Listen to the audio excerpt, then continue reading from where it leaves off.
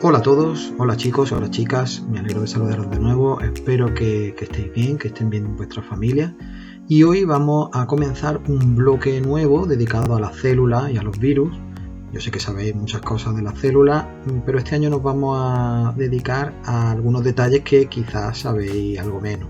Por ejemplo, hablar de células, obligatoriamente hablar de microscopios, porque si no se hubieran inventado estos dispositivos no conoceríamos nada de ellos. Así que vamos a dedicar esta primera parte del tema a hablar en general de la microscopía, cómo se inventaron los primeros microscopios, cómo surgió el concepto de célula, cómo se dio lugar a la teoría celular y por último hablaremos de algunos detalles sobre cómo son los microscopios actuales.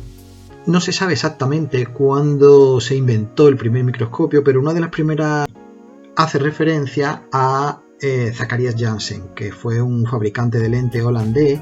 No está del todo claro si él fue realmente el que fabricó los aparatos, pero desde luego él intentó patentarlo. Parece que era una idea que ya se estaba extendiendo por Europa, porque de hecho otras personas habían solicitado esa patente. Pero bueno, se le considera como al menos una de las primeras personas que trabajó en la construcción de los primeros microscopios compuestos.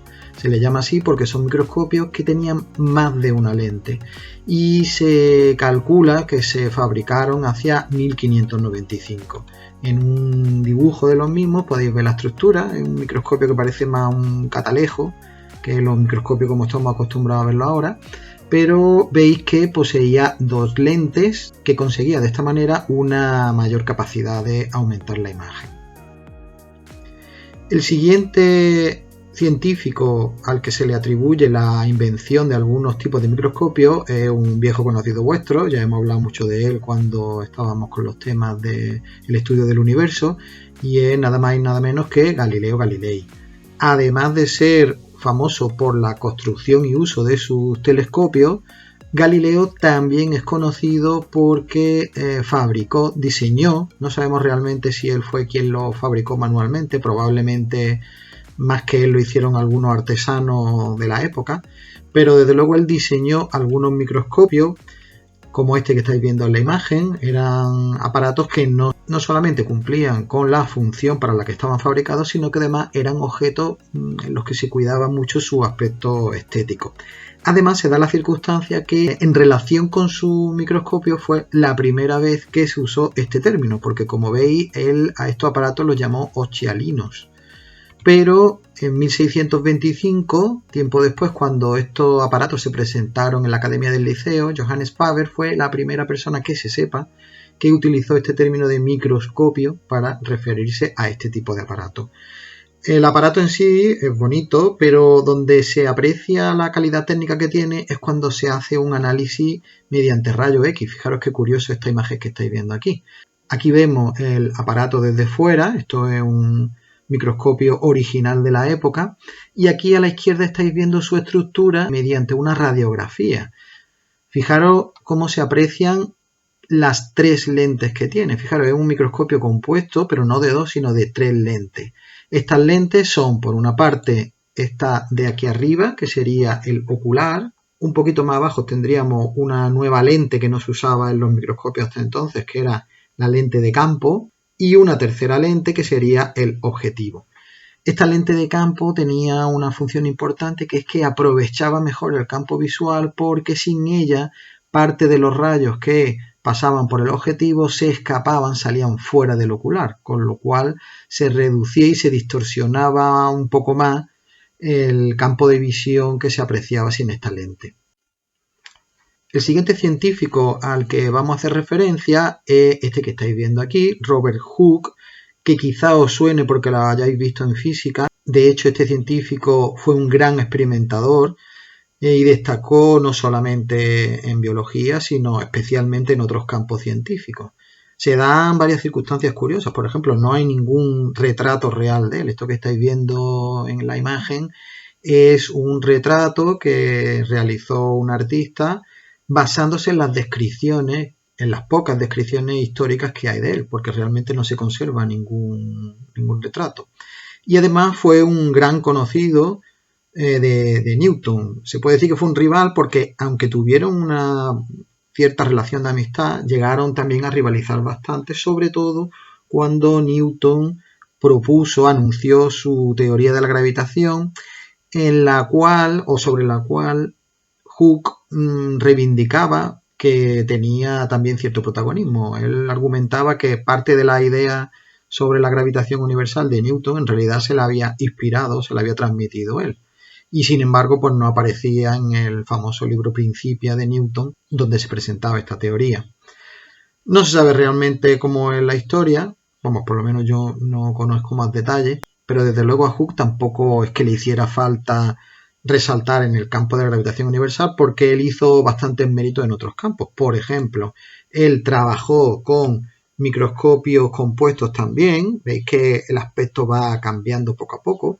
Fijaros que son microscopios bastante elaborados, fijaros qué curioso el sistema de iluminación que utilizaban, ¿no? Una lámpara de aceite que además utilizaba una esfera de vidrio o rellena de agua, de algún líquido, para hacer de lente y poder enfocar, concentrar la luz sobre la muestra que se quería ver.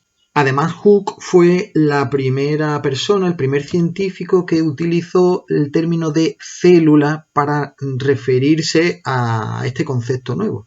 Él realmente nunca fue consciente de la importancia de lo que estaba descubriendo. Él usó esta palabra, que en latín significa celdilla, cuando observó láminas de vegetales, particularmente de corcho, y se dio cuenta que tenían un aspecto reticulado, formaban como muchas celditas, como si fuera una especie como de panal de abeja.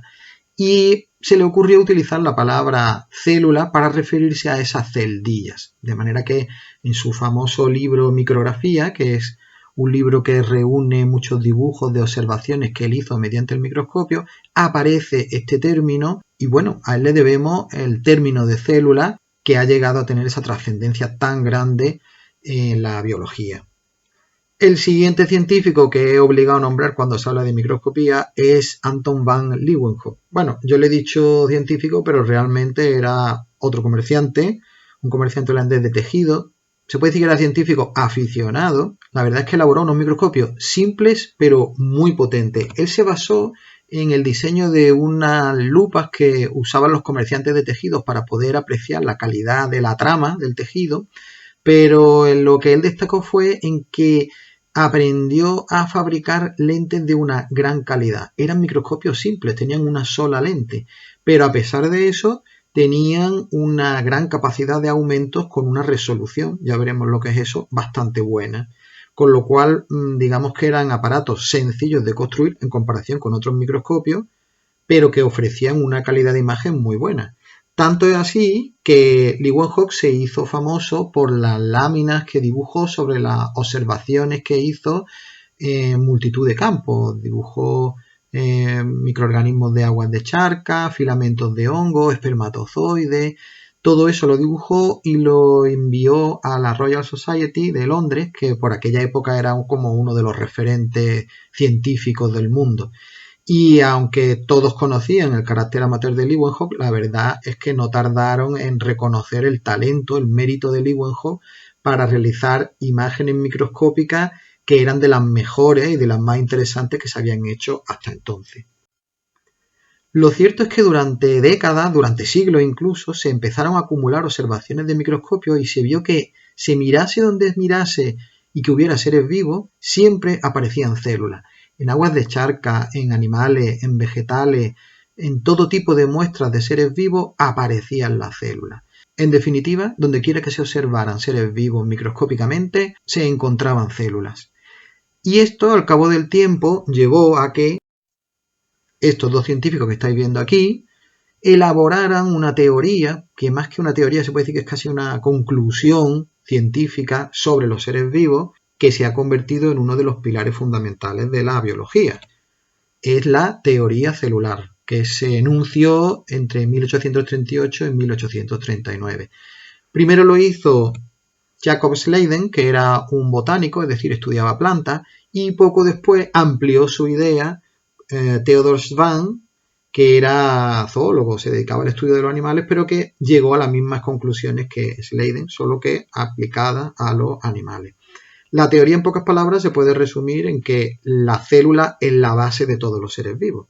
y se puede desglosar en algunas ideas concretas. Por ejemplo, que la célula es la unidad viva más pequeña, es decir, los seres vivos están vivos porque están hechos de células y la vida es una característica, es una propiedad que surge en el nivel celular, es decir, nada más simple que una célula, aunque ya veremos que los virus más tarde vinieron a fastidiar, por así decirlo, esta idea, pero hasta entonces no había nada más pequeño que una célula o más simple que una célula que se pudiera decir que estaba vivo. Y por otra parte, también se podía decir que la célula era la unidad estructural, por así decirlo, el ladrillo a partir del cual se constituyen, se forman todos los seres vivos.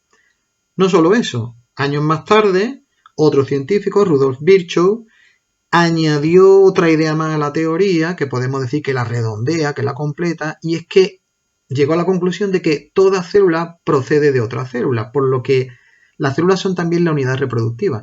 Esta idea, que os puede parecer un poco obvia, en aquella época no lo era tanto, porque siendo las células estructuras tan pequeñas, tan microscópicas, había una creencia bastante extendida de que probablemente las células se podían formar espontáneamente a partir de sustancias que hubiera en la naturaleza. Sin embargo, se demostró que esto no era posible y esta fue otra de las ideas básicas que hoy en día forman parte de la teoría celular. Bien, pues vamos a dejarlo aquí. En principio tenía pensado hacer un vídeo del tema completo, pero algunos ya me habéis dicho que una pega de los vídeos es que a veces son excesivamente largos y creo que tenéis un poco de razón. Así que a partir de ahora voy a intentar hacer vídeos algo más cortos, de forma que lo que queda de este tema lo veremos en un próximo vídeo. Además, espero que sigáis bien y nos vemos.